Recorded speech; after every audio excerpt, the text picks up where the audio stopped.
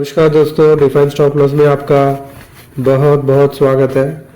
हमारे सामने Jindal stock limited का डेली चार्ट है।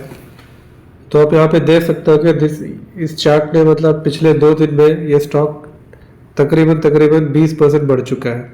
ठीक है ना। ये जो आप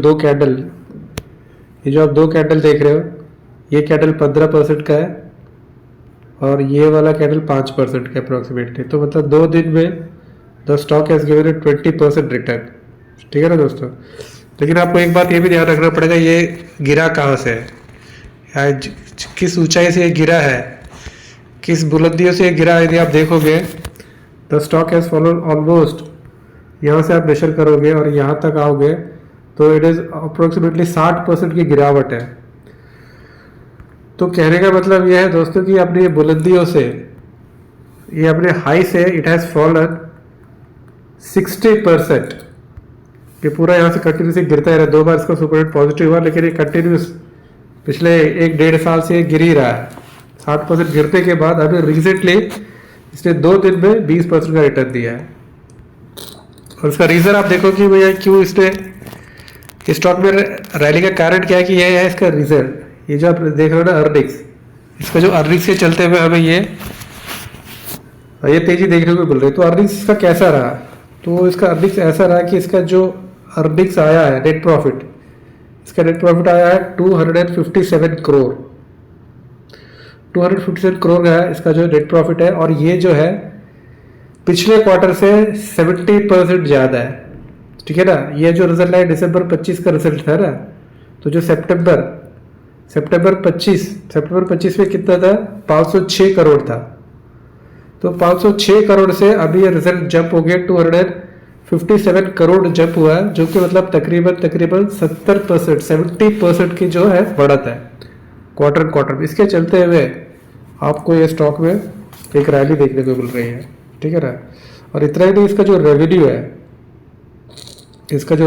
रेवेन्यू भी 16% बढ़ा है। इसका जो पिछला ये करंट क्वार्टर का इसका जो रेवेन्यू है 4,943 करोड़। 4,943 करोड़ का रेवेन्यू इस क्वार्टर में दिसंबर 25 क्वार्टर में इसने क्लॉक किया है, जो कि है 6%, जो कि 16% ज़्यादा है पिछले क्वार्टर से। पिछले क्वार्टर में इसने कितना क्लॉक किया था, 4,233। सितंबर जो क्वार्टर था 4,233 से अभी इसमें इसका रेवेन्यू इंक्रीज होकर 4,943, मतलब 16% का इसमें एक हमें जंप देखने को मिला। तो मतलब क्वार्टर प्रॉफिट में भी इंक्रीज हुआ है और साथ में रेवेन्यू में भी इंक्रीज हुआ है। और जहाँ तक इसका इबट्टा की बात करोगे, अर्निंग्स बिफोर, तो इसका जो इबट्टा है 632 करोड़ है, जो कि 31% जंप है पिछले क्वार्टर से। तो पिछले क्वार्टर में कितना था, 481 था इबट्टा। 441 इबट्टा से जंप हो गया 632 इबट्टा है, जो कि 31% का जंप है। तो क्वार्टर में नेट प्रॉफिट भी बढ़ा है, रेवेन्यू भी बढ़ा है, इबिटा भी बढ़ा है। लेकिन ईयर ऑन ईयर में, जहां तक ईयर ऑन ईयर की बात है, तो आप ईयर ऑन ईयर में देखोगे तो नेट प्रॉफिट 50% डाउन है। ईयर ऑन ईयर में आप कंपेयर करोगे इसका जो दिसंबर 25 से का जो आप दिसंबर 24 ईयर से कंपेयर करोगे, तो 50% का जो नेट प्रॉफिट की घटत है। समझ रहे दोस्तों। तो पिछले Q3 FY20 में 506 करोड़ हुआ था नेट प्रॉफिट, 506 करोड़ था।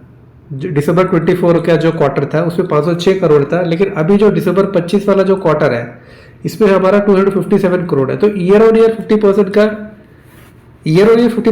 गिरावट है, लेकिन क्वार्टर 70% की बढ़त है। तो इस चीज को भी आपको ध्यान रखना पड़ेगा। और नेट प्रॉफिट रेवेन्यू में भी गिरावट है। रेवेन्यू, इसका जो रेवेन्यू था 5,271 करोड़ था दिसंबर 24 वाले क्वार्टर में, ईयर में। दिसंबर 24 में 5,271 करोड़ था, जो कि इस बार है 4,943 दिसंबर 25। तो मतलब ईयर ऑन ईयर में 6% की गिरावट है।